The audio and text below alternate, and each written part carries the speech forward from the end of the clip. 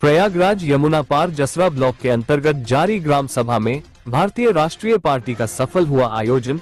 मुख्य अतिथि भारतीय राष्ट्रीय पार्टी के राष्ट्रीय अध्यक्ष आरपी कुशवाहा रहे। राष्ट्रीय अध्यक्ष की बातों को सुनने के लिए दिखा जन सैलाब। भारतीय राष्ट्रीय पार्टी के सभी कार्यकर्ता पदाधिकारी रहे मौजूद। लोगों ने बढ़ चढ़कर हिस्सा लिया। अहम बिंदुओं पर हुए सवाल शिक्षा, शराब, बढ़ती बेरोजगारी और महंगाई को लेकर कई बिंदुओं पर हुई चर्चा। सभा को सफल बनाने के लिए यशो कौंदियारा अपनी टीम के साथ मौके पर रहे उपस्थित। मैं संगम की इस पावन धरती पर हूँ और संगम में 3 माताएं हैं, गंगा, यमुना और सरस्वती। तो आज मुझे आमंत्रित किया, भारतीय राष्ट्रीय पार्टी को आमंत्रित किया, आने का सौभाग्य प्राप्त हुआ। और आज इस धरती से मैं सिर्फ प्रयागराज को ही नहीं, पूरे प्रदेशवासियों को संदेश देना चाहता हूँ कि उत्तर प्रदेश 2027 का इलेक्शन जो होने जा रहा है, उसके संबंध में भारतीय राष्ट्रीय पार्टी पूर्ण व्यवस्था परिवर्तन की घोषणा करती है।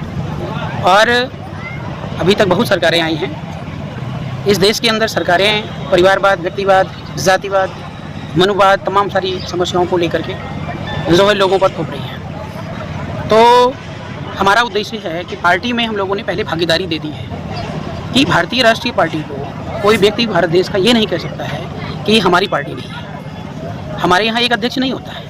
हर जितना तबका, जितना आप वर्ग बताओगे देश के अंदर, उतने राष्ट्रीय अध्यक्ष हम लोग प्रोवाइड कर रहे हैं। और अपना अपना नेतृत्व तो आप करिए कि कोई किसी का शोषण नहीं करेगा। जैसे एक घर में 2 बेटे होते हैं तो प्रॉपर्टी आधी आधी बढ़ जाती है, वैसे ही जितनी बिरादरी के लोग इस देश के अंदर हैं, पार्टी सबके नाम समर्पित है। जो व्यक्ति जुड़ेगा, जो व्यक्ति पार्टी के मिशन के लिए काम करेगा, उसको पूर्णतः न्याय, अधिकार, सम्मान मिलेगा। कहीं पर किसी का शोषण नहीं है। दूसरा सवाल सर, समाज युवा पीढ़ी में बढ़ती हुई नशा को लेकर के आप क्या कहेंगे, उनको क्या संदेश देना चाहते हैं? देखिए, जो है हमारे यहाँ पे जो सरकारें चलती हैं, सरकारों का जो मुख्य उद्देश्य होता है, जितना जनता प्रताड़ित रहेगी और बीमारियों से ग्रसित रहेगी, भ्रमित रहेगी, नशायुक्त रहेगी, उतना ही सरकार बढ़िया चलती है। इतिहास में जो है ऐसे बहुत सारे पन्ने हैं जहाँ पर जनता की किडनी बेचकर शासन किया जाता है।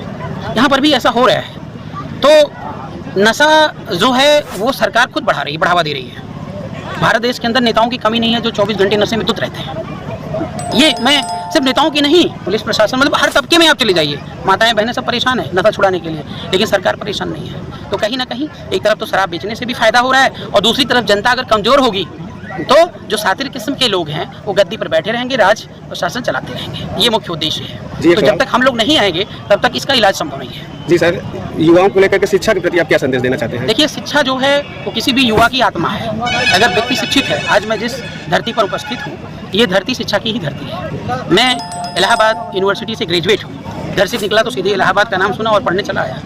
लेकिन जो शिक्षा देश के अंदर मिलनी चाहिए वो शिक्षा सरकार दे नहीं पा रही है। शिक्षा दान महादान।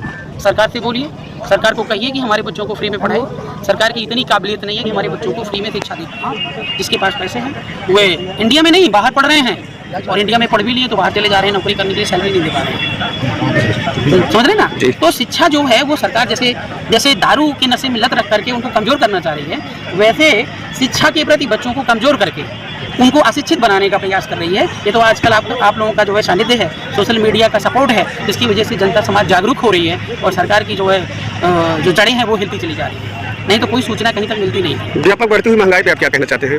देखिए सर, महंगाई एक बहुत बड़ा मुद्दा है, ठीक है ना, और हर व्यक्ति चाहता है कि मेरा सामान जो है 2 रुपये ज़्यादा महंगा मिले, लेकिन ये जनता सिंपली कंट्रोल नहीं करेगी। हमारे देश की इकोनॉमी जो है बहुत बड़ी भूमिका रखती है और जब से मैं जानता हूँ तब से महंगाई बढ़ती आ रही है। पहले हम लोग 25 पैसे में जो है 50 पैसे में पूरा मेला देख करके आ जाते थे। आज तो 25-50 पैसे की कोई वैल्यू नहीं, गिर गया तो कोई उठाने वाला नहीं है, मतलब उठाने के लिए भी लोग नहीं समझते हैं। तो ये एक जेनेटिक बीमारी हो गई है महंगाई। ये मैं इसमें मोदी जी का दोष नहीं दूंगा, सिर्फ इसमें कांग्रेस को भी सिर्फ दोष नहीं दूंगा, क्योंकि ये जेनेटिक हो गई। इसका जो इलाज है वो जड़ से करना पड़ेगा, तभी हो पाएगा। सर ये 2027 का आगाज है क्या? हाँ, 2027 का आगाज है। अभी हम लोग पूर्ण व्यवस्था परिवर्तन यात्रा जो है की घोषणा कर रहे हैं। पूरे यूपी में हर जिले में हम लोग इस परिवर्तन यात्रा को लेकर के जनमानस के बीच में जाएंगे, क्योंकि जनता बहुत परेशान हो गई है और उनको विकल्प नहीं मिल पा रहा है। तो हम एक नए विकल्प के रूप में आए हैं जिसमें हर तबके को बराबर की भागीदारी है। मेरा कहना है भारत देश को सोने की चिड़िया फिर से बनाना है।